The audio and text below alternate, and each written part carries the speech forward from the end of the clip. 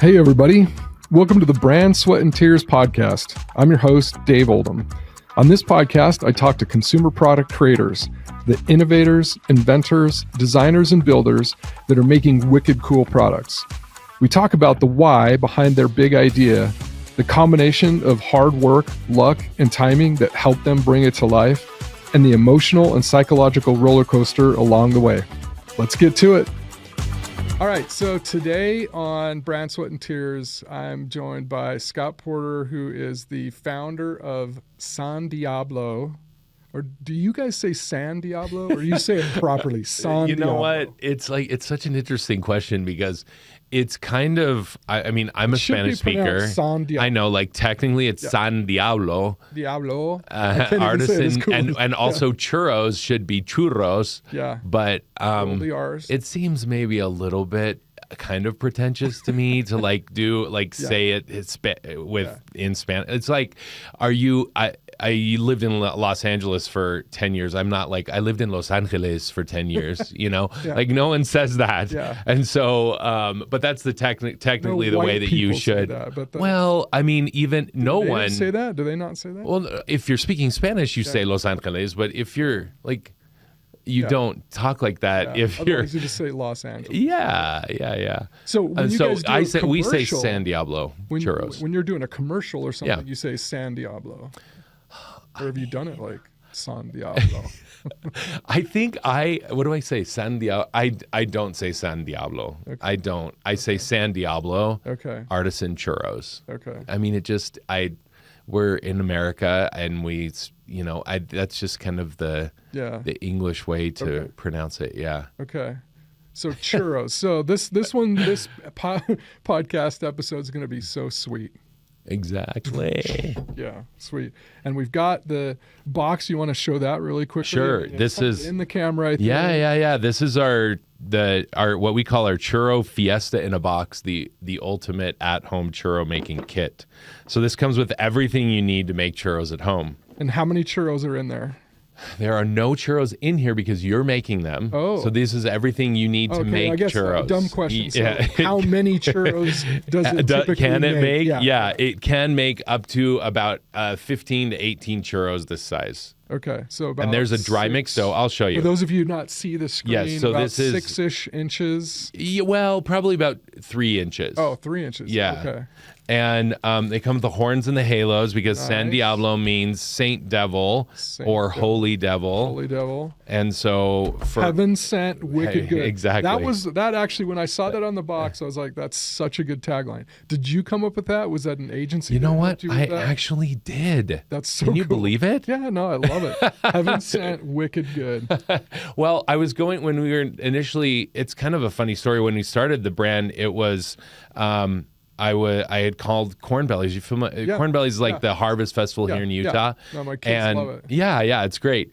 And I called them and said, "Hey, I see that you're looking for vendors. We didn't have a business, and I, was wondering if you're open to it." And they said, "Yeah, what do you sell?" I said, "Well, we sell artisan-filled churros." They said, "Oh my gosh, it's been our dream to have." Wow. Filled churros at Corn Bellies. I'm like, really? Wow. I'm like, that's great. Let's make your dreams come true. And so she said, "How long have you been in business?" And I said, 5 minutes. Well, since I started this phone call. yeah, exactly. Literally, I'm like, well, we'd be launching our business at Corn Bellies. And she was not down with it. She's like, oh. I said, sensing the extreme hesitation in her voice, I said, well, what about if we bring all of the people that are involved in the decision-making process, we'll do a tasting for you. Yeah. And you can sample all of the filling flavors. And she said, that's great. We're meeting in 3 days, and there's 15 of us at this decision meeting. Can you come and bring us the churros then? Yeah. Absolutely. And I'm like, never, I'd only made the recipe twice in my life. We didn't have the equipment, no brand, no name, nothing. So we had to instantly create this business in 3 days. Oh, and so, and I had been thinking about names, but the reason why I'm telling this is because that night I trademark search, everything, and come up with a name because we had to have a brand to present to them in 3 days. And so I was going down, the churros are so good. They're sent from heaven, Saint Churro, Holy Churro, all Churro Divine, all these names. Yeah. didn't really work. I wanted to have something that was really meaningful, that wasn't just like, our churro business or something, like just generic, but something that had character and that we could play with in all aspects of our business and the experience that we create. And so that was kind of fun. And I thought like angels, we could do stuff with that. Nothing really seemed to fit. And then I went down the path of the devil. and I'm like, yeah, and but there's so inspiration was flowing. You sold your soul to build this business. I love it. Exactly. And so I was like, okay, but they're so tempting and they're bad for you and they're wicked and they're just like, Yeah. And so I was like, churro devil, and churro inferno, like all the things, and nothing like that really seemed to work. And then all of a sudden I was like, well, it's actually kind of both. They're like these beautiful things from heaven. And I like the dichotomy, that juxtaposition of the angel and the devil, kind of like the angel and devil on your shoulder, like from Emperor's New Groove, Kronk on there. And I'm like, it's kind of both. And so I smashed them together. And then the San Diablo was a nod to where I came up with the business idea when I was living in Mexico City as an intern. And there's this like churro mecca in the southern part of the city called Coyoacan. They have like, I don't know, it's like churro capital of the world. Yeah. They just have, dozens of churro places within a couple block radius. And I had the fresh filled churros there for the first time. And I'm like, why do we have such mediocre churros in the United States? Exactly. We got to change this. And it was, how when you travel, you eat food and you're like, why can't we have this in America when I go back home and something this good? Conversation all the time. But there's a little bit of the debate of, maybe it should just stay here because it's a special place we go to get that. Well, and also I think that there's something too, like the water, the air, the products and everything that in that spot. But regardless, you still think, okay, well, I could bring that here and offer people some really, like we call it deep fried happiness, like that's what we want to do. And so it was an idea in the back of my mind for a long time. But so the nod, or the San Diablo, was this like marriage of heaven sent, wicked good, but then this nod to the origins for me in Mexico. And San Diablo, it just has this really fun ring to it. So all of that happened in like 8 hours after getting off the phone. Well, and after my very first phone call to Mindy Booth, who was a great friend of mine that left her job as a VP of Goldman Sachs to pursue her passion of baking. And so she was interning in a bakery, and I called her and I said, oh my gosh, Mindy, I think I'm starting a churro business in like 3 days. What are you doing all day tomorrow? Because I need to make churro. I've never done this before. And so she's like, the original you're crazy. Let's go make. Was just like seeing if they would be open to the idea. Well, yeah, because when I thought at this point, when I was thinking about starting the churro business, I was like, well, I don't know that a brick and mortar is the best way for us to go to start. Yeah. But what about like commitment? Really. Yeah. What about catering and what would that look like? And I thought, well, how do you just like start a catering business with something so niche like churros? We kind of need to have a way that people get exposed to us for a good amount of time. So one of my friends, Chad, suggests, he's like, well, what about corn bellies? I'm like, I don't know. What is corn bellies? I had just moved here from LA. Yeah. And super great suggestion. Thanks, Chad. Right. Yes. Well, that's why. So we literally launched the business from their home. I was staying with him at the time. He and his wife, Amber, we call him Chamber, and their kids. And we held at our launch party at their home a month later, and as a nod to that, we do churros for their trick or treat like ever since then. On every Halloween we're there at their house. They don't do candy anymore. They give out churros. Well, that's got to be a popular stop on the trick-or-treating. People like to come to the Heinrich home on Halloween. Okay, so I want to back up a little bit. Anyway, sorry, we got sidetracked. It's awesome, and I got to give you a compliment. If you came up with all that brand concept and the name and everything in that first 8-hour period, it's brilliant. I mean, it appears to be, and the whole concept of the heaven sent wicked good, this juxtaposition of like evil and good, all of that is so brilliant. It's Oh, amazing. thank So I you. don't know if you've got a marketing background. I'd be curious about that. But it's brilliant and especially crazy to think it happened in like an 8-hour like crazy brainstorm after you get off the phone with Corn Bellies. And it looks like a brand that you've invested in very heavily from a marketing standpoint. Like the quality output that a really good agency would create. So maybe it's part of this too. Like when your back's against the wall and you've got like a definite time frame to get something done, then all the inspiration comes. Or maybe you sold your soul to the devil. We were talking about, right? It's like, so you got this amazing product, but you sold your soul. Man, no. I mean, we joke about that, and we joke about it being like a playful devil. If anything, I want to be associated more on the sand side of the business. It's so good. It's fun when you're talking about something kind of benign, like tempting food. Yeah. It's fun to be playful with that. It's super great. It's such a great marketing thing. So I want to back up a little bit. So you had been interning in Mexico. What were you doing in Mexico? What was the internship? So it was a public relations intern. I was a public relations intern for Edelman there. Okay. Yeah. And then got exposed to these amazing churros. Yeah. And the unique thing was that these churros were filled with different fillings. And they were made fresh right there. Yeah. And most of the churros that I had had before were, made in some factory in New Jersey, and then they reheated, and they always smell amazing. Yeah. And then you feel like disillusion. Like yeah. I've had those cardboard churros before. So you come back to Utah after the internship, and you were, this started was doing a long PR time and ago. stuff. Yeah. But you're like, maybe I should bring those churros to. Well, we're talking like a long time span between here. It's probably 20 years. Well, so what was that's interesting. So what was the kind of inspiration? Like maybe I should do churros. Like what prompted the call to Corn Bellies? Well, I've been an entrepreneur my entire life and always drawn to entrepreneurial ventures in all my professional endeavors. And so I have a super crazy eclectic career path. And I did public relations in between undergrad and business school. Mm-hmm. And after I got my MBA at BYU, I went into the nursing home business, and I ran a couple nursing homes for a few years in Southern California. Mm-hmm. And that was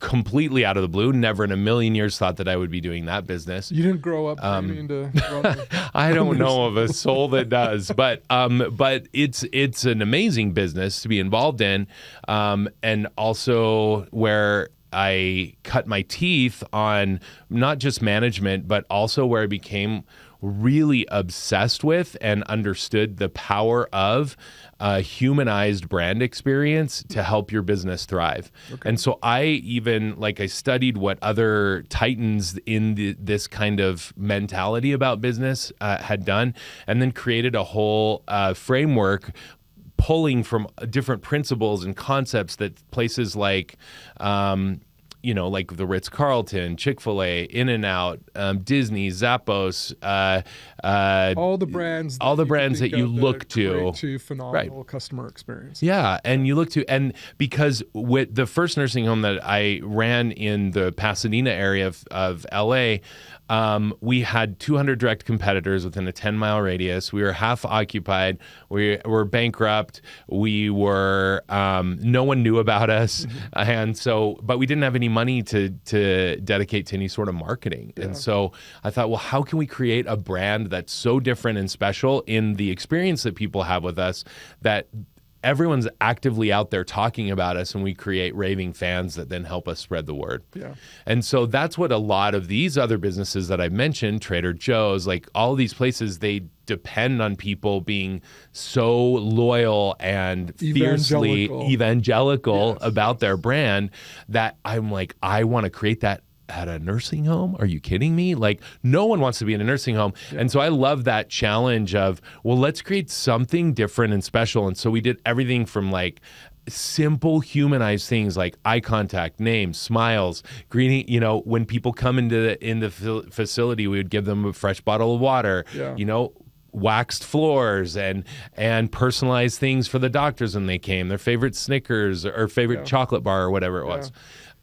Which is interesting because who you're selling to is not the person who's staying there. Correct. It's the kids or the family or the doctors members or the discharge people planners. Who are like, will they take good care of this person that I love? Totally. Right? And when you create that type of experience that's so different and special, that builds tremendous momentum and positive. It's positive marketing all the way around. Yeah. And so with all of that, the reason why I'm telling you that is that became then really like this North Star for the whole rest of my career. Yeah. So then I ran a couple of nursing homes and then took a break from entrepreneur work for just a heartbeat and worked in business consulting with what's now the Gartner Group in DC. Yeah. And started a nonprofit with some friends to do international humanitarian work. My brother and I started a toy and game company, Reverse Charades, and so that was really like my first entree into a consumer product and packaging and what that looked like. Then I went back into senior healthcare, ran a home health agency. And then from that point, a really big shift out of healthcare into travel and tourism. My friends and I started an airline, the first all-you-can-fly membership airline called Surf Air.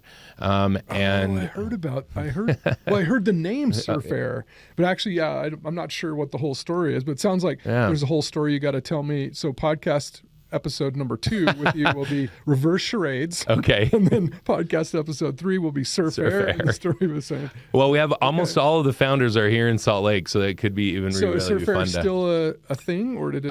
It is out? Still, yeah. Okay. Yep, they're about ready to go public, and so that's really exciting. Okay. But after my time, I was in charge of the marketing and member experience at Surf Air, and so shortly after we got our second round of funding, there was a big change that we can go into in maybe one of those episodes. Episode 3. But all of us left Surf Air, the founders, and then I was like, well, what should I do next? All the founders are still good friends. Mm-hmm. It wasn't like there was some issues there, but something in the industry or whatever, we can get into different things. But all of you guys left Surf Air. Right. Okay. And so then I was in this position of, well, what's next? Yeah. We had just started an airline and I'd been in nursing homes and games and international development. And so I was like, what should I do next? Yeah, and so churros was the natural. Yeah, obviously. I mean, obvious. I'm like, if you look at that path, the next most trajectory is step. just so clear. Yeah, I mean, it's just such a clear path. Well, this is what I'm super curious about then is what led you to going in all these different directions? Like, what was the core underpinning passion that drove you to like, oh yeah, I could try that? Was it this, hey, I could do any kind of service or product. It's all about centered around this creating an amazing customer experience. And let's apply that in lots of different ways. Was that the driving thing? You're reading all my talking points. Okay, yes, that's exactly right. Yeah. I mean, that was the common thread, was this like absolute obsession. I saw, so the principles that I started and the framework that I created at the first nursing home, I was like, this works. And then I did it at the second nursing home. And then I implemented that at the airline. And we saw just tremendous results in loyalty, in satisfaction, in not just satisfaction, but exceeding expectations and people being overly thrilled to be a part of our brand, both internally, so like as far as the experience that we created with our team, as well as externally. And so I saw this this focus and not just focus, but foundational, essential part of your brand being, let's create an experience that is more humanized. Let's create an experience that connects with people in meaningful ways in every aspect, at every touch point, every day, at every level of our business. And that's what I had seen be very successful for us in the past. And I thought, so there's two things that were happening. One was what I just described and what you articulated as well is really my life goal. That is my life passion from on the professional end of what I want to do with the rest of my life is inspire business leaders to really embrace this as a competitive advantage. Yeah. To embed humanized brand experience and humanized interactions into every part of their business. Yeah. And so with that in mind, I thought, gosh, I would love to do that and help business leaders do that. I have a system that works. But realizing that level of thought leadership was going to be a journey of not instantaneous overnight thing, and realizing that was going to take a while to either write a book or produce more content or share with people, get more clients, all of those sorts of things. So I thought, well, I want to do that. And while I'm building that consultancy, essentially, which now we call Vitamin T because tacos and transformation, but I'll talk way more about that another time. Okay. It's a lot of my obsession. 4 follow-up or 3 follow-up episodes to this number 1. So episode 4 is Vitamin T. Right. All my things are like, I'm wild about food, obviously, and Mexican food especially. So it's just Mexican culture has impacted my life tremendously. I'm 90% Mexican. I'm just going to say it. Just mentally. I don't know. Oh my gosh, I didn't realize I don't we think I have any in my DNA, but Mexican food and churros and tacos. Yeah, it's like I'm pretty sure I'm Mexican. You know, and the thing for me, the reason I was a missionary in Mexico for 2 years, and it not just changed my life from spiritual perspective in my service to God and all of our brothers and sisters and what that commitment looks like for me. But also, like, I know that God needed me to be in Mexico to learn from like daily interactions with a culture that's different than mine. Yeah. And with a culture that I aspire to incorporate into my personal ethos in how I view the world. There's a warmth and a humanity and a personal touch to the Mexican people and how they interact with each other that is so inspiring to me. Yeah. And that's why I use things like the taco experience as this unusual masterclass in how to create a humanized brand experience, because that happens in a heartbeat. Yeah. When you go to your favorite taco stand, especially in Mexico City, they remember your name, remember what you ordered, the way you like your food, and and they genuinely want to give it to you. They're and so care. Good at hospitality. I mean, they have and a very care. beautiful country. They just care. Tourists love, but it's also, it's not just the beaches. Best. It's like they're very good at hospitality. Yeah. And you feel that, and it dramatically impacts you because you're like, oh, this is you. I feel like $1 million. I feel like a VIP. They know me. I want to bring all my friends here. This is my place, And so that's why I actually take executives on taco tours in Mexico City so we can experience that firsthand. So this is cool. This is anyway. So this is a part of like tacos and churros. Purpose behind San Diablo. Yeah. Is it's not just, hey, I want to sell some churros and make some money. Even tying into this is that it's a part of this. Creating an exceptional experience, that la familia, like the whole thing about the culture, and ties into your consulting with the Vitamin T and the taco tours and everything. That's super cool. So when I first had this thought, I was like, well, it's going to take a while for me to build up this type of consulting and thought leadership and stuff. So in the meantime, what if I did something that was that became a showcase for what I'd like to help other brands do with their businesses. And almost apply the principles yourself and be in the trenches. Yeah. And so then I was like, well, what about that idea that I had about churros like 20 years ago?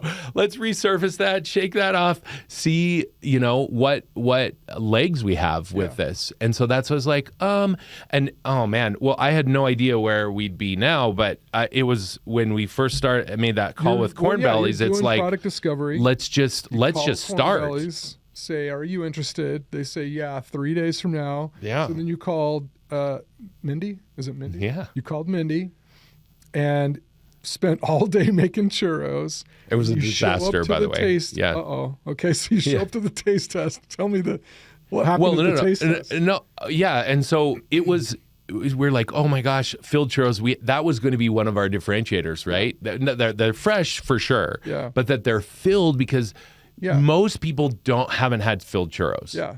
You know? Until I had San Diablo, which I think the very first time I had was at Corn Bellies. Really? Or a taco truck somewhere. But okay. So I think it was maybe Corn Bellies. Well, that would have been like almost 7 years ago. I know. This was a long time ago. Okay. Yeah. But I'd never had a filled churro. Well, there you go. It's such a weird thing. Here we go. I'd had tons. Nice. That deserves some cowbell. Always need more cowbell. Always. I'd never had a filled churro. And it was like, why haven't I had a filled churro before? Like, this was blowing my mind, and it was so good. And I'm like lived a life in darkness. I've lived in a bubble. But it was like, at least especially like I grew up in Utah, and I mean, I've traveled around a ton, but for whatever reason had not encountered a filled churro. I guess I hadn't been to that part of Mexico City and hadn't had those. So it was a unique new experience. And I don't see it around a ton, even in my travels. So it seems like there's a unique opportunity to bring that to more people, especially in the States. I mean, it might be very common in Mexico, but in the States, it seems like there's an opportunity. Even in Mexico, I mean, you can find them. There are a very they're different. Yeah. Like even the biggest local franchise in Mexico City doesn't really do filled churros. They just do, and they've been around for 100+ years, or almost 100 years. It's harder? Is it? That's a really good question. It seems like they taste better. Well, for sure, it is like most of the churro carts that you see in Mexico on the beaches or wherever. Yeah. It's dough and it's oil and they cinnamon sugar. Yeah. It's a lot less expensive, to have like 3 or 4 or 12 different offerings for fillings. Yeah. Those sometimes need to be refrigerated, so there's like all sorts of different things that maybe keep people from offering that. You have to have special equipment. I mean, it's really just one nozzle on the churro maker that makes it be able to make them hollow. But for some reason, yeah. So but which is to our advantage because So and you said it's a disaster. Why is well, it no. When the day that Mindy and I spent making the churros was they weren't turning out. We're like, what's going on? And anyway, that's another thing. Like, I thought, why hasn't anyone ever done like a gourmet churro or like it's not as easy as it seems. Yeah, exactly. And the equipment's hard to find, and the dough, especially our dough, which is a friend of mine, it's his grandma's recipe that we've modified, and it's a pâte dough for all bakers out there, which is a cooked dough. It's not like cookie dough, which is all just raw ingredients thrown in and then you bake it. This is actually the process. You boil the water, you boil the butter, and then you add that to a flour mixture. And so it's a bit of a process that's pretty exact. It's like a cream puff dough or an eclair dough. Yeah. And so that's what gives our churro like the crispiness on the outside and the softness on the inside. And so anyway, we found all this out through lots of trial and error, but it was not really great on Saturday, on that one day when we're like, and we thought, oh my gosh, how is this going to turn out? And so finally we got it, I think, toward the end of the day. Yeah. And, but we couldn't find the nozzle that would allow us to make hollow churros so that we could fill them. And we're like, oh, what do? I can't find it. And so anyway, found it you know how you go on Amazon, it says order within, 14 minutes today or and tomorrow. it'll be there in time for whenever. Yeah. So it was like literally 14 minutes. If we don't order it right now, then it won't get there. And it came to FedEx office at 12 noon, 6 hours before the tasting. Okay, the day of the tasting. Day of the tasting. So we literally never used this equipment. We had the dough ready. We never used the equipment, and we're just like, okay. I mean, let's just fake it till you make it. And so we showed up. We did the thing. We presented San Diablo brand. It wasn't this mark, but it was similar the concept and we had like 6 different filling flavors and they loved them and they what said were the flavors that you started with? So I know we did dulce de leche, Nutella, and sweetened condensed milk. I'm pretty sure we did orange cranberry custard. Wow. And maybe we did pumpkin cheesecake because we knew it was going to be during the fall. Okay. You're like jogging my memory. This was a long time ago. And anyway, there were like 6 different flavors. They loved them. Okay. And they said, queue up to say, did they hate some? No. They actually shockingly loved them all. And they're like, these are great. We actually think that you guys should have 2 booths at Corn Bellies. And do you guys have 2 booths? And I'm like, oh, absolutely. Sure. No booths. We've it's all like sketches during those 3 days fighting. Anyway, so we did that. And the whole idea was to get exposure. And then when people ask, which they do and still do, where are you guys located? We say, oh, well, we go wherever the party is. And so do you have any events coming up? Do you have a wedding? Or we do unlimited mini churros at weddings. And so we used it as a way to get in front of people. I've always said that the best... Test your pitch. Totally. Right? Like it was a test. Yeah, exactly. You're having this awesome customer discovery process where people are coming, they're buying the churros for you at the thing, and you're able to like ask all these questions, see what their responses are, generate a bunch of leads. This is great. Yeah. And we wanted to, and we just thought, if we could get in front of people, I've always said that the best marketing that we do is to get our churros in people's mouths. Yeah. Because then once you have them, like you experience it, you're like, why have I been living in churro darkness all these years? Why have I been eating cardboard crap garbage? Yeah. And so... And still kind of liked them, weirdly enough. I know. That's the thing. When I had yours, I was like, this is here's the thing. Next dough level. With cinnamon sugar. It's hard to... You're like, it's hard to okay, get wrong. bring it on. Yeah. And then when you actually... But they're fresh, they're hot, and the fillings, it's like, oh my gosh, I just died. And that's the heaven. Or to hell. There you go. It's so there you go. Good. All right, so Corn Bellies. So that starts being a success. You had 2 booths. Like, how fast did you have to come up with the 2 booths? It was about a month. Okay. Yeah. So we had to hire about 30 people and uniforms and training and who are we and what do we want to do and what's the experience we want to create, buy all the supplies, figure out all the operation. It was madness. Corn Bellies, and the cool thing is like massive crowds at Corn Bellies, tons of people, long lines, I'm sure. Yeah. And then word of mouth, even just in there, people are walking around and people are like, totally. What is that? Yeah. I want one of those. Yeah. So awesome way to launch. Yep. And then you started generating a lot of the catering business from that. So do you still didn't think about, like, did you have at Corn Bellies, was it food truck? No. Or was it kind of just a stand? Okay, so you hadn't even invested in a food truck yet. Right. And just started doing lots of catering. Right. Weddings and other special events for people generated from Corn Bellies. Yeah. And how long? Corn Bellies just goes like from about 6 October to like just after Thanksgiving or something, right? No, it's like the end of September through most of October. Okay. And just the beginning of November. Okay. So you're only got about 6 weeks. Yeah. Okay. Yeah.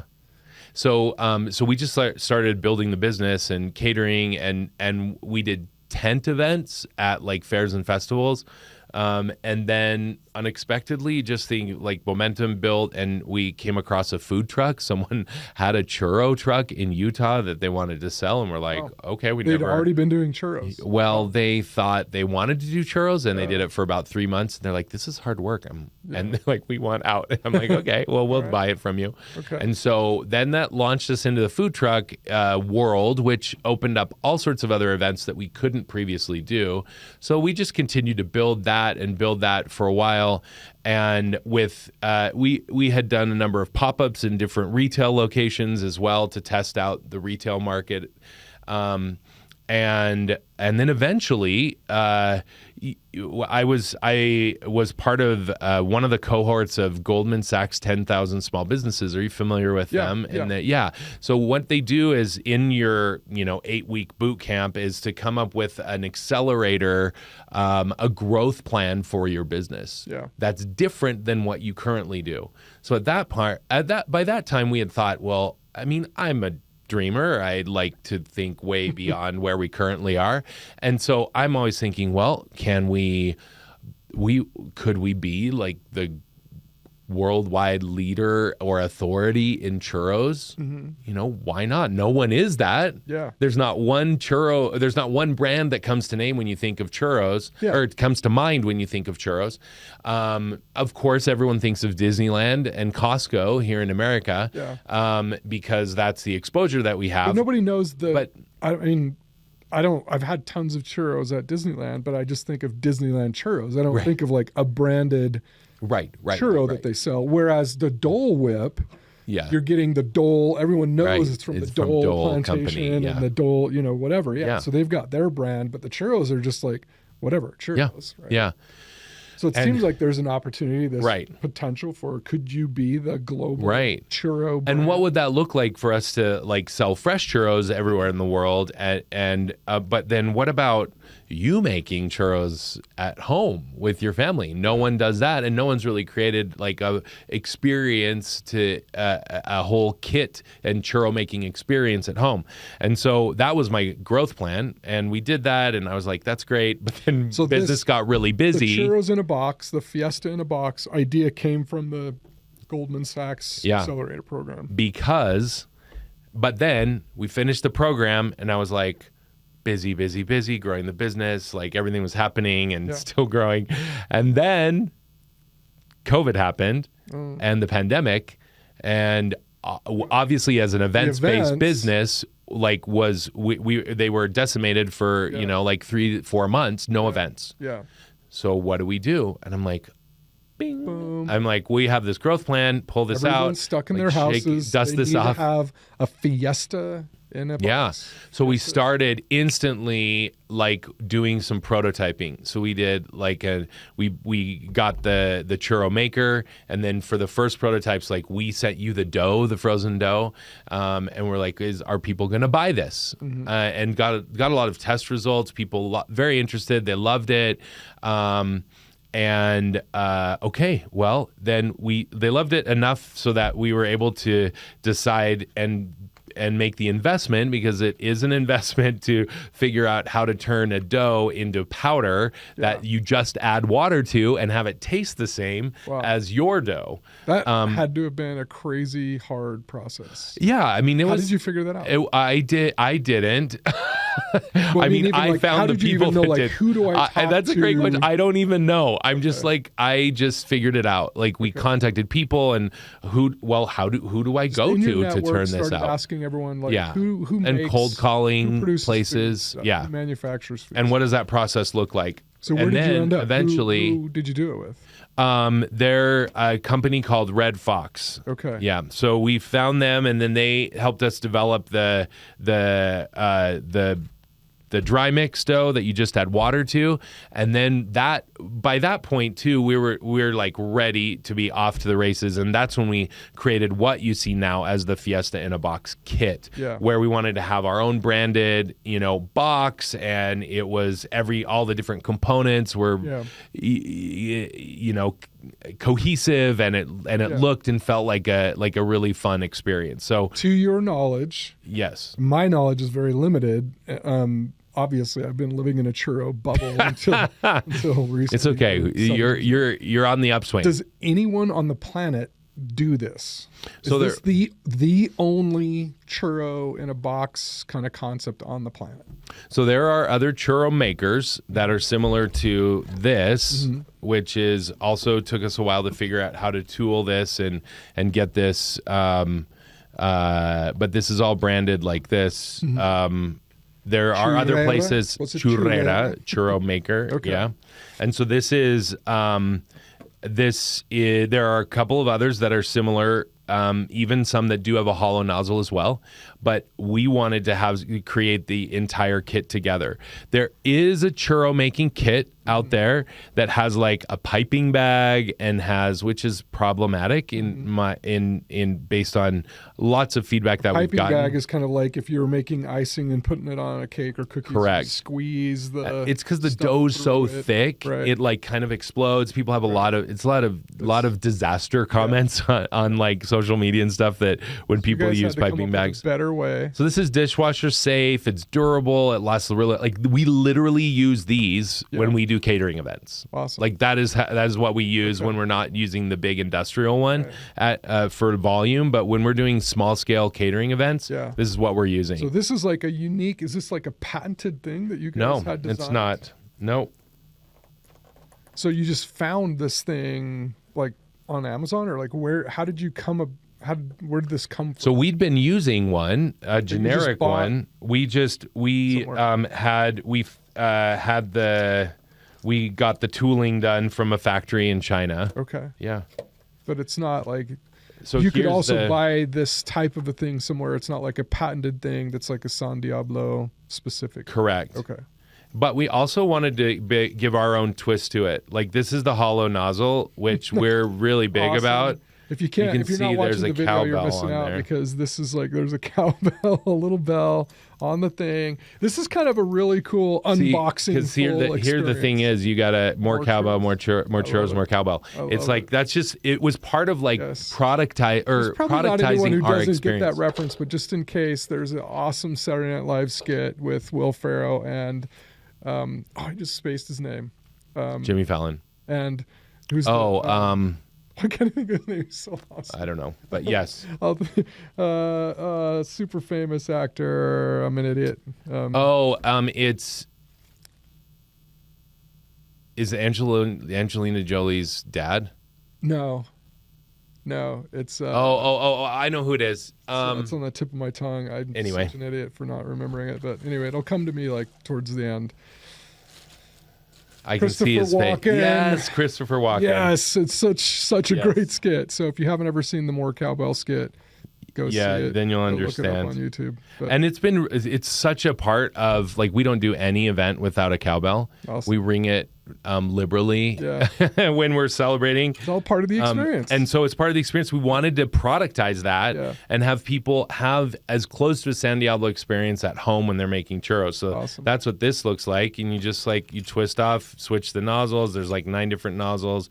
Put the dough in there, squeeze it out into the hot oil or the air fryer, So this is the thing that makes the magic happen. Awesome. But really, like you brought up something that's really interesting. Like, is someone else doing this? There is another offering, but the thing that other people can't replicate about our business or about anyone's brand is the way that you do it. Yeah. Is the experience that you're creating. Like the rest home. Right. Or any of these other businesses that you build. The whole common thread is, can we create an exceptional customer experience? And by exceptional, it's not just good. It's like a little bit above and beyond. For sure. Which all these other brands, like it's what Disney does so well. Yep. It's what Four Seasons and, these brands that have kind of said, we're going to just we're going to take it to the next level. Right. And this unboxing experience is amazing.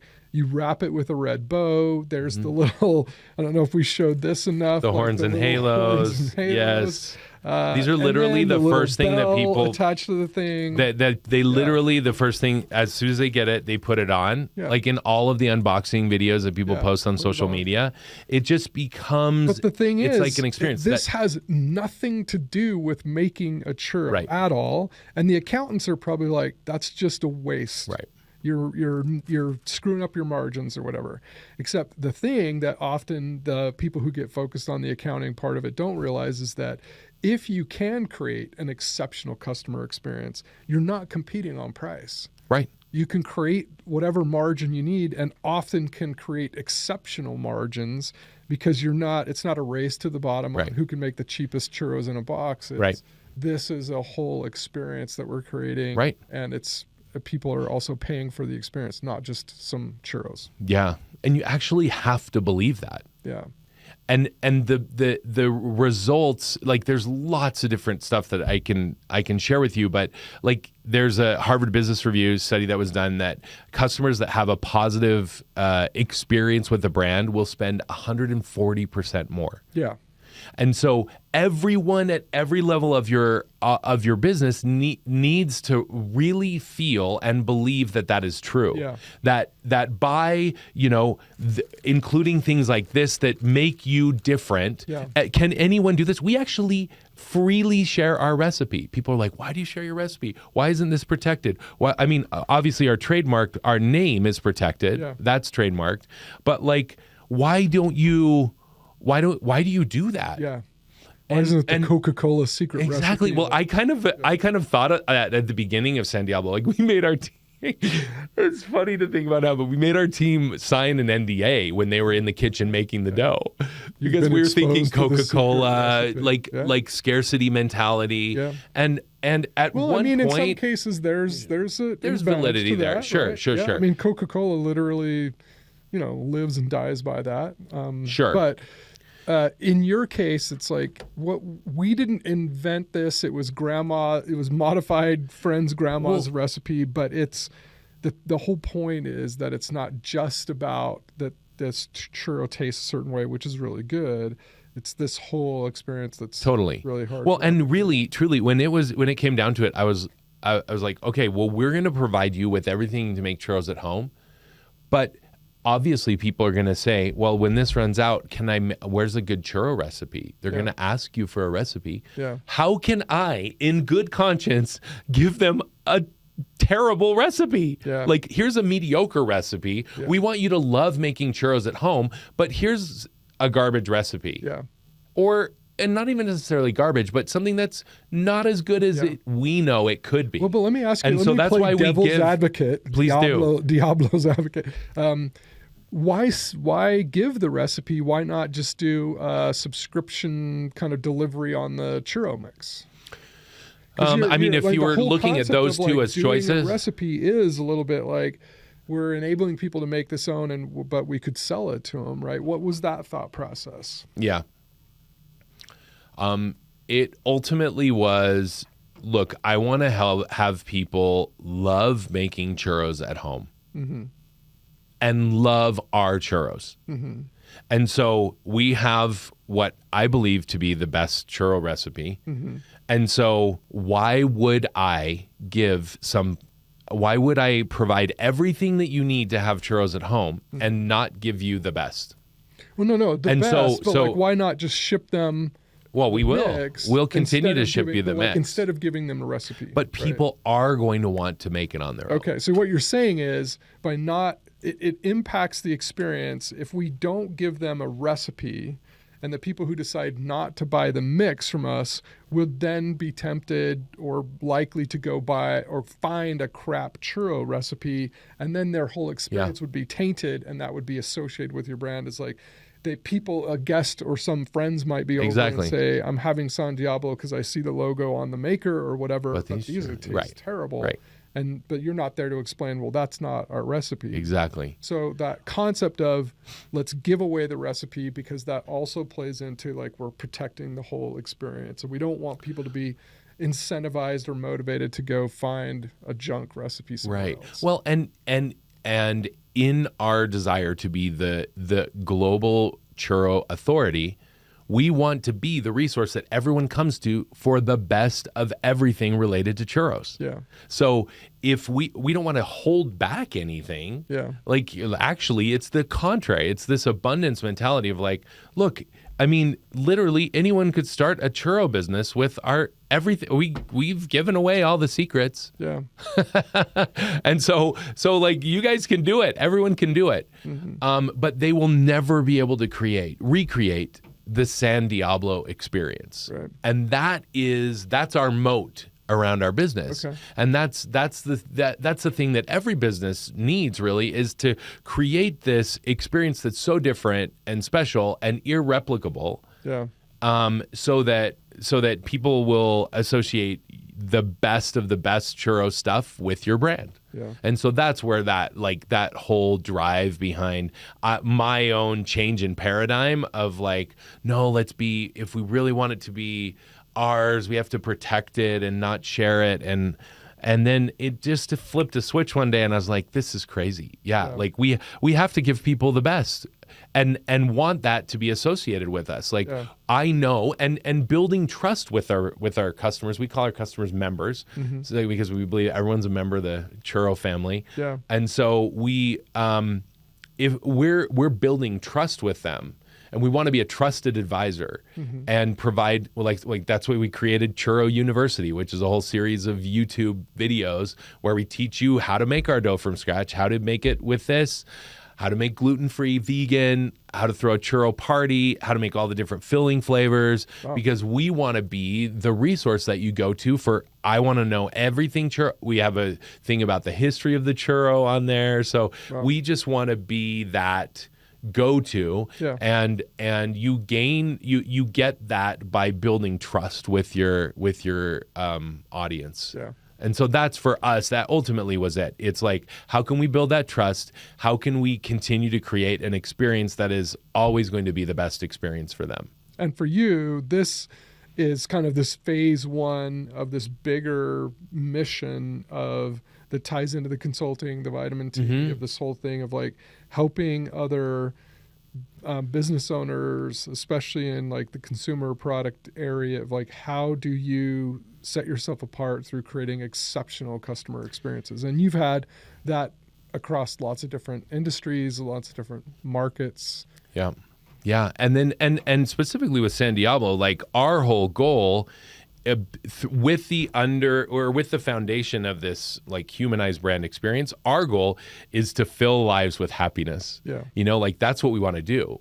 And we want to do it when we're making fresh churros for you at catering events, at festivals, at sporting venues, we want to be in coveted locations around the world that are impulse buy, low price sensitivity, high traffic. So think places like, I was just in London last week, and there's like obviously Piccadilly Circus or Borough Market, or some places, akin to Times Square in New York or Santa Monica Pier in LA. Really cool spots around the world, whether that's Harajuku in Tokyo or in a cool spot in Mexico City or wherever. We see we want to have an immersive churro experience, kind of like, have you been to Italy? Not the country Italy, but Italy, the store experience. Yes, in New York. Yes. Yeah. So we want to be like a smaller scale, more intimate version of Italy for churros. Yeah. Where you come and you get fresh churros and all these different varieties, maybe with some cool gourmet chocolates, whether for dipping or filling or coating, and you get all of the products that you need to make churros. So all the equipment that you see, but then also classes. We do classes and courses on how to make churros, and we can do it right there for you. So that's those are the types of immersive churro experiences that we're looking to have on the fresh side of the business. On this side, on the product side, we want to continue to share this. We're going to be opening up online sales for the kits in Mexico this year. Awesome. And then we're looking to grow. Last year, we had 4x our growth from the year before with these. It's a very giftable item, so most of our sales happen on the last 2 months of the calendar year. I was going to say, I remember you kind of telling me before, there's a bit of seasonality to it, at least with the massive the kits, at least currently, yeah.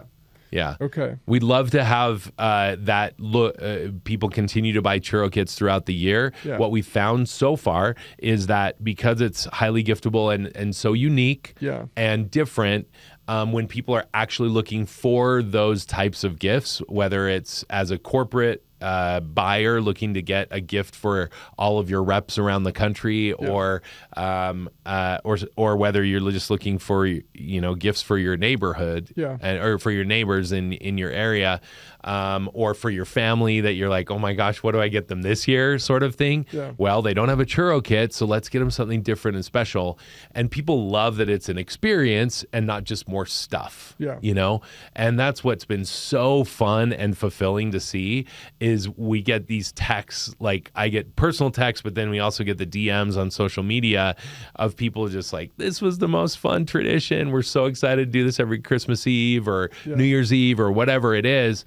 And to see people bring together their family, generations, and everyone has a role in it. And they're just like raiding their cabinets, pulling out random things that they put inside the churros, and it's been really fun and super fulfilling for our team and for myself to see these people, everyone creating new moments of happiness in their lives, because that's what we're really all about.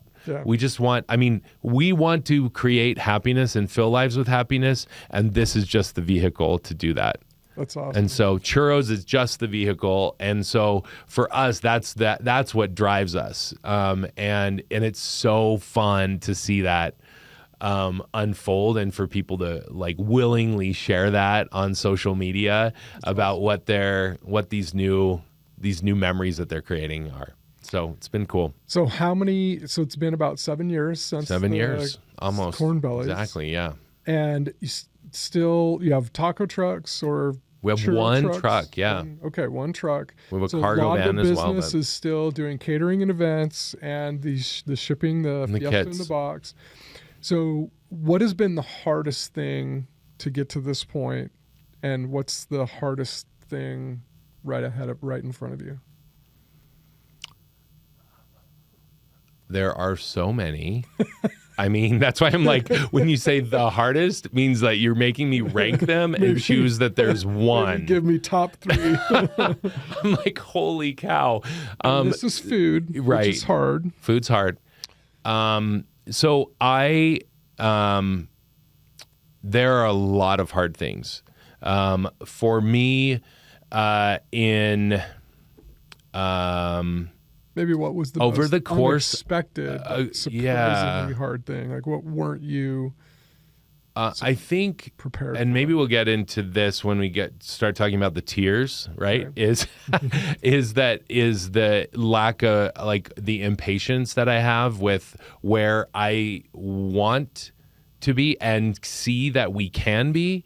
And having it take a really long time to get there, or like feeling like it's really taking a while. I think every great entrepreneur. What's that? Every great entrepreneur, I think, has impatience. Right? Oh man, it seems to be a hallmark quality or curse of founders. So you always want things to go faster than they are. How do you deal with that?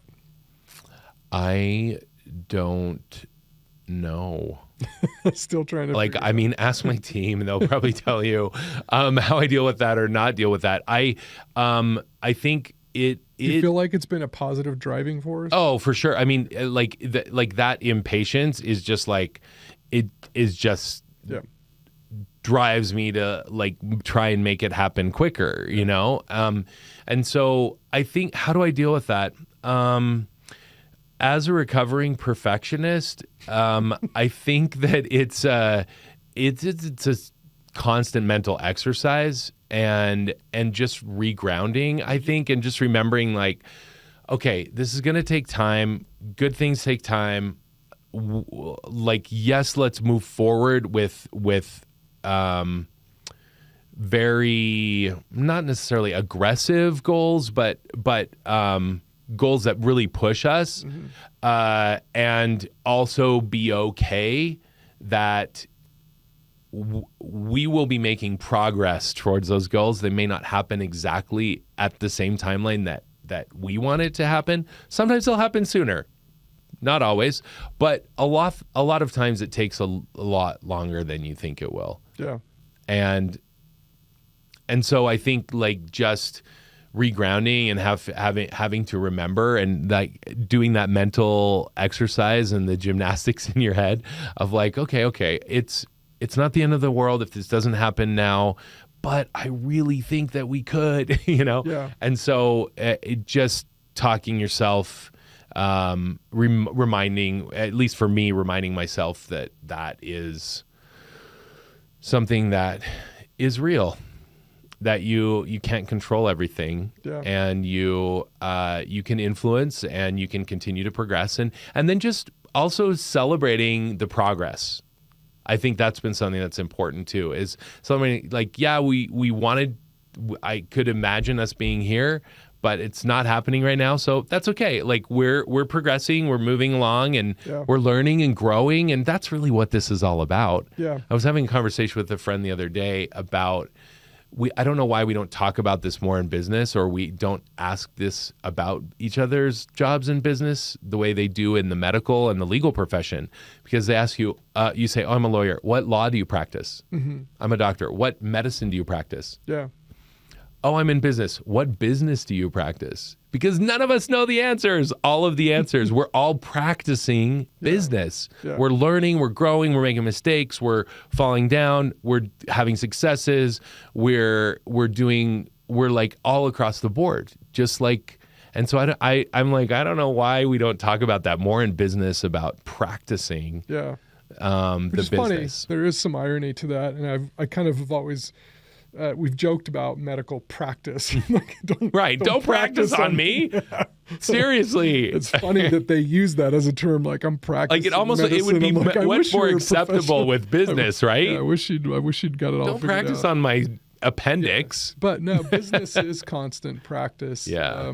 That's an interesting viewpoint. And you asked something else about the hardest thing. I mean, one of the hardest things for me, as someone that has bootstrapped the business for 7 years, and is something we talked about before we started the podcast, of access to capital to get the growth that you want and that and that you can see and you have plans for. You have very clear and being able to not attack that because you don't have the resources to either buy the inventory or to hire people with better skill sets than your own, because I don't have all the answers. I want people that are way smarter than me, that have way more experience than me, to help accelerate what I know that we can do.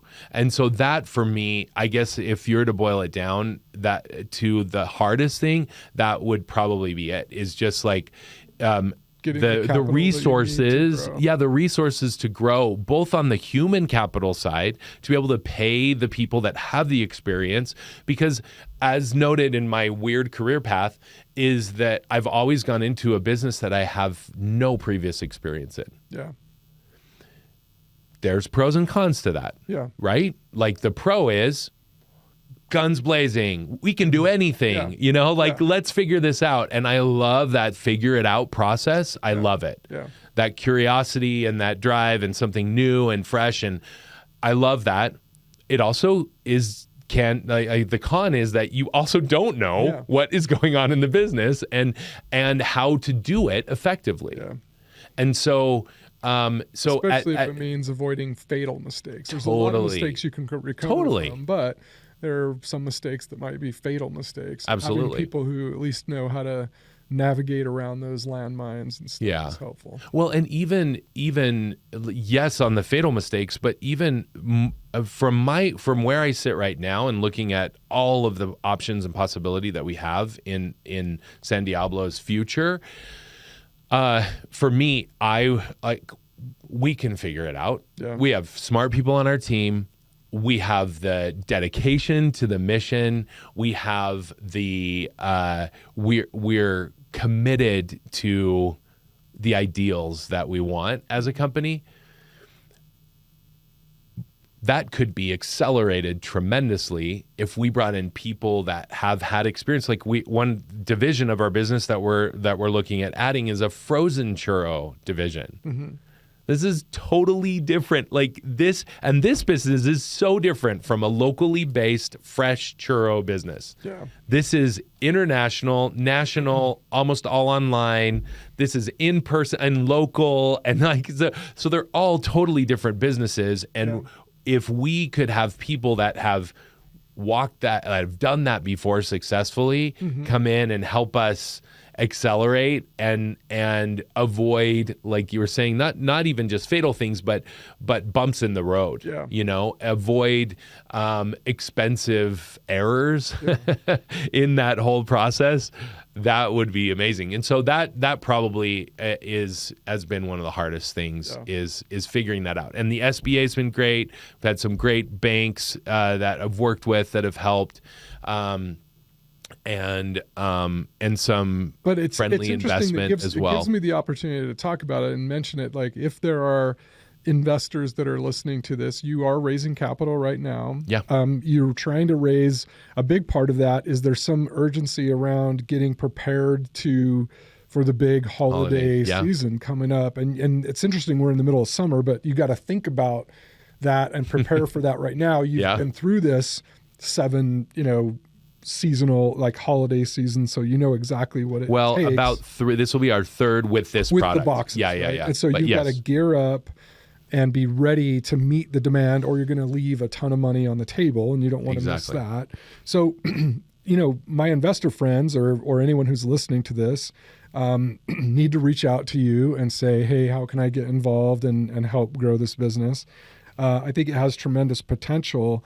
And then the other thing is, it is tricky in Utah, especially Utah, Silicon Slopes. There's so many great investors and venture capital firms. However, I think it's no secret that most of them and the big focus is around B2B SaaS. Sure. And there's a lot of VC firms, almost all the VC firms around here. That's a big part of their portfolio, if not their core focus is B2B SaaS.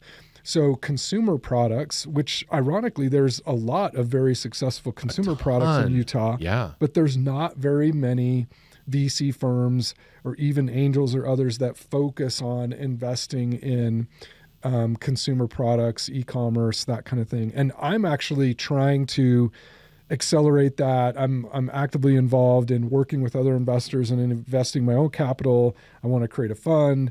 Won't talk about that too much now, but amazing. But I think that I want to be a part of, and I'm giving this, saying this out there, is I want to be a part of helping Utah be more supportive from an investment standpoint of e-commerce and consumer focused products and stuff. So that gives us a chance to. Can I get a cowbell for that? Please, yes. Let's make that happen. And then if you're super successful, and we get a lot of these consumer product brands that are now reaching significant sizes. In fact, you were mentioning, we were talking about Jeremy Andrus, and that was Skull Candy and Traeger Grills.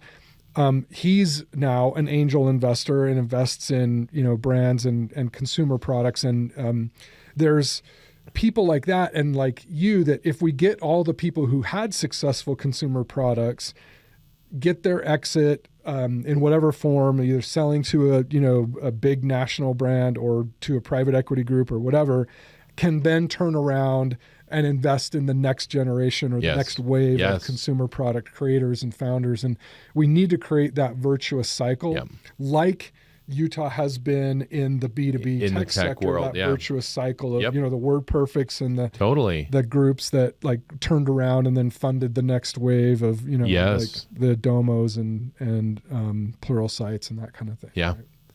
So I love that. And I want to wrap up with kind of in this, the tiers kind of component is what has the emotional and psychological journey of bringing this idea to life. It's been 7 years now. There's been probably tons of ups and downs. What's that been like? And how have you weathered the big storms? I mean, I don't know what you're talking about. It's been pure 100% bliss. It's been pure right? churro bliss. I mean, oh my gosh. You're a $1.5 billion revenue company now, right? Man, That's, I was it is a joking. wild. I was joking. I was not releasing your financials. And it is, it's been a wild ride. As it is for everyone, that starts their business from scratch, that bootstraps their business, that is like, has an idea and they bring it to fruition. And so, wild ups and downs. I mean, it is a constant roller coaster, even within 10 minutes. Yeah. You can get a phone call and you like see these possibilities, or it's really great, or you have this new person join your team and you're like, oh my gosh, this is gonna be amazing. And then you get on and the next call or the next thing that happens and something, I don't know, like explodes or whatever happens. Yeah. It is, it's been a lot of hard work, and there's been a lot of frustration. Lots of, I think most of the frustration has come with frustration with myself and my own weaknesses, and realizing that is manifest in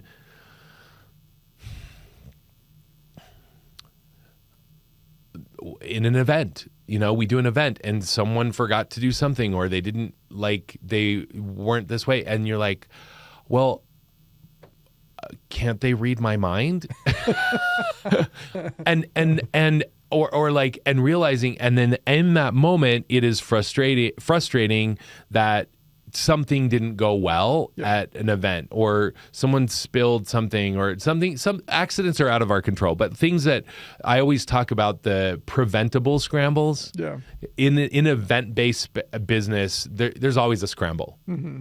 The outlet blows, or it's out of your control. There's always going to be prepared for this. Can you be prepared? But and can we train people to problem solve and whatever? Yeah. But then the preventable scramble is like, oh, I forgot the dough. Oops. Or we didn't plan to bring enough dough. Yeah. Or whatever. Like, that's a preventable scramble. Yeah. And so, when the preventable scrambles when the preventable scrambles do not happen and they actually become a scramble, mm-hmm. then that makes me frustrated. Mm-hmm. But then ultimately that frustration, it's like the man in the mirror, right? Like, the frustration is like, well, the buck stops here. I didn't train them well enough. Yeah. I didn't provide them the resources. Did I give them all the tools to be successful? Yeah. And so much of it has been a very personal journey of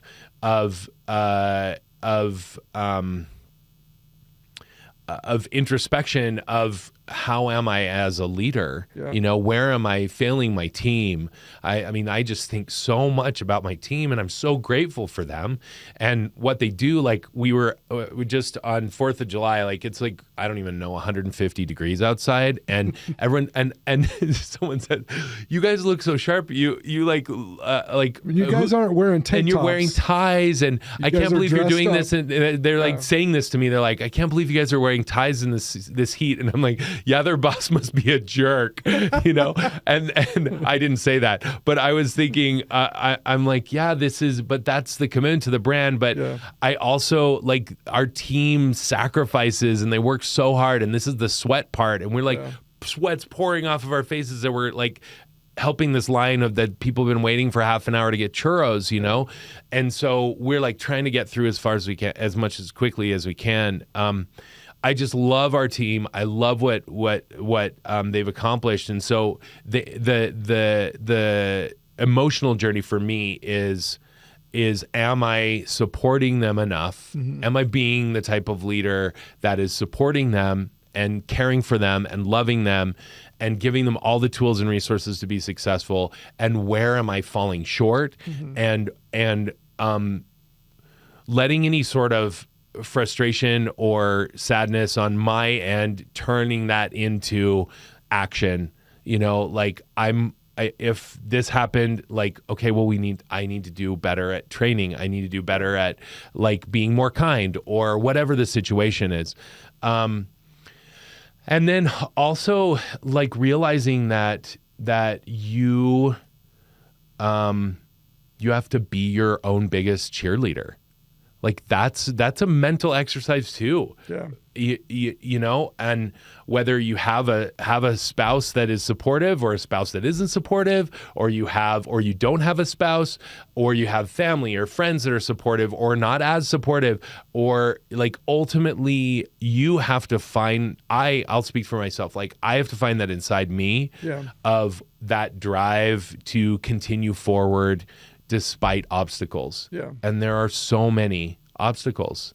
And obstacles of people that are mean and people that are not mean, but just give you obstacles, you know, that make life difficult for you, like California regulations when you're looking to expand there, or, you know, like all sorts of things. It's just like there are difficulties in bring a business to fruition and pushing through all of that. And so, and if you can do that, the good thing about that is a lot of those create a competitive advantage, that you were willing to go through all these hard things that weed a lot of other people out. But it begs the question, have there been times in this journey where you thought, this is it, I can't do it anymore, I'm going to quit? Have there been times that thoughts crossed your mind like, I'm hanging it up. I'm hanging up the San Diablo apron. The horn or the halo. I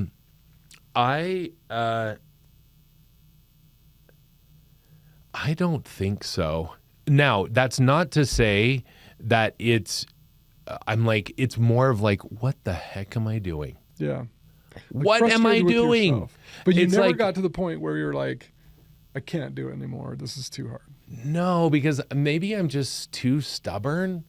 Maybe I'm just too like, I refuse, like, I know that success in that moment, I know I'm like, get through this moment and success is just right there. Mm-hmm. And not like I'm like chasing this carrot down the road, but it's just like, I know that there is opposition in things. And so I just push through. I don't know. I mean, I think I'm just really stubborn. I'm grateful to my parents for giving me that. Yeah, I mean, they're like that too. That is another quality that you kind of have to be a successful entrepreneur, right? Yeah.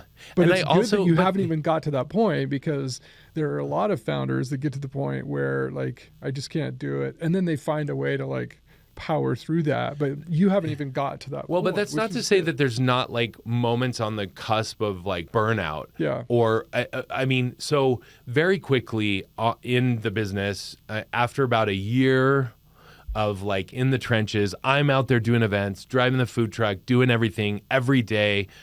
And then there's a whole, you know, the adage of you know, when you're working in the business, you can't work on the business. Yeah. And it's so true. And so that there was a good, maybe even through 2 years, solid 2 to 3 years, where I was like so frustrated because I was working so much in the business that I couldn't work on the business, and seeing that there's opportunities, but I just literally did not have the bandwidth or more hours in the day. It just felt like you were trapped on the treadmill. Exactly. And so it was so frustrating for me. And so I was like, I need to find the right person that can help take over these operations and do it better than I will do, than I am currently doing. And so that I can help grow the business in now what's this and other things that we're doing now. And I finally found that person about a year and a half ago, and it's been a life changer, game changer, Jake Jones. Jake, all right, give Jake a shout and he should be in here with me. He's like the most amazing, everything that I would aspire to be in running the fresh side of the business. He completely does that, all of that. I am there to support, but like he does everything. It's amazing. And it's been so liberating personally for me, but also like enabled me to do this stuff that really is more of my strength anyway, which is like the development and the growth and acceleration of things. And so, so there's a good chunk of time in there when it just felt impossible to find the right person to do it. Yeah. impossible. And I would have been started, a terrible partner because I would have just been eating all the churros. I would have eaten all the inventory. Yeah, there's that too. But so it was so much so that I'm like, I don't know how much longer I can sustain this. Like, it is just eating, like, it's consuming my life. Yeah. And I need someone to help in this process, or I don't know how much longer this is sustainable. Yeah. And I think that's where my stubbornness. How long did the search take for you to find Jake? Oh, like 3 years. Okay. So this wasn't like an easy problem to Oh solve. No. And had a couple people Lots come along the way, lots and of exploratory. Could this be? And that takes time, and then that's the whole process, and then it doesn't work out, and you're like, hope's dashed. Yeah. And so then it's like, well, let's start again, and where's the next best person? And then it really is a miracle. Like, I think when things like that happen, we oftentimes, like, we'll call them like different churro miracles, but we early on in the business with another Mindy and Tracy Garf, Longmore now, but Tracy Garf at the time, she was absolutely pivotal and crucial for our business early on, and we would talk about these churro miracles that would happen to help the business continue to grow and be successful. Yeah. And we're like, God cares about churros. and I mean, we God kind of and Satan, so you've got the double benefit. And so we all the forces are on your side, because there's the good aspects, and so all the heaven and angels are on your side. Oh my gosh. And there's also the negative aspects of people becoming fat like me, and so Satan's on your side too, man. This is great. You know what? But I'm so glad. No, seriously, I'm so glad that, like, God overpowers here, because otherwise, and we say it kind of jokingly that God cares about the churros, but I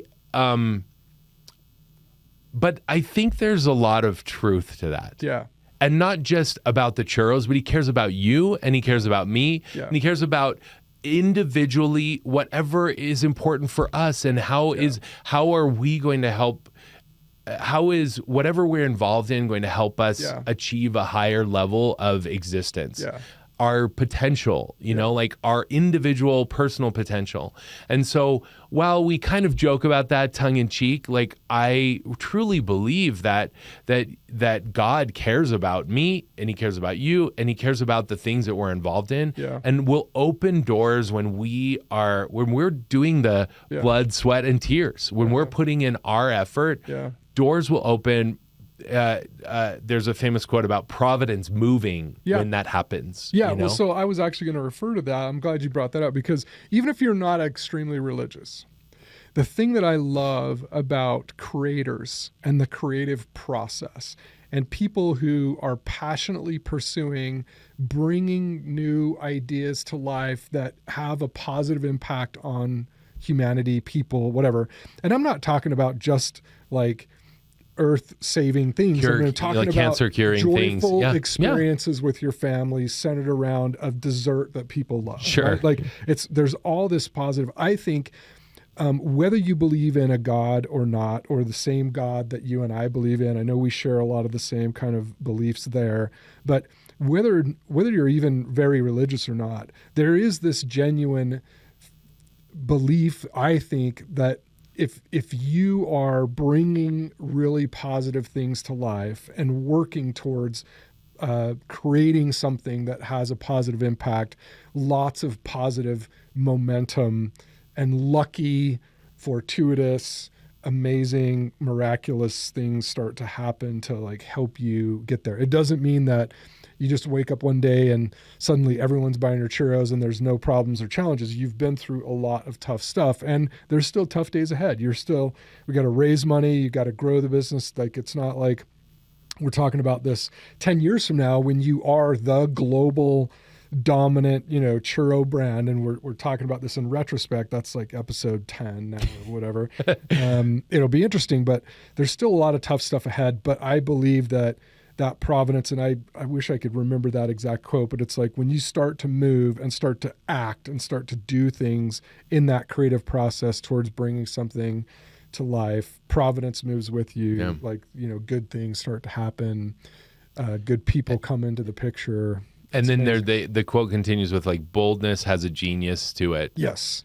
And that is exactly the quote. I've got it in my mind because I know. I've got it like I have on it a here in my poster pocket, somewhere. but yeah. Well, so who is it? Who's the quote from? I want to give a shout out to that because it's such a great quote. Let me find it quick.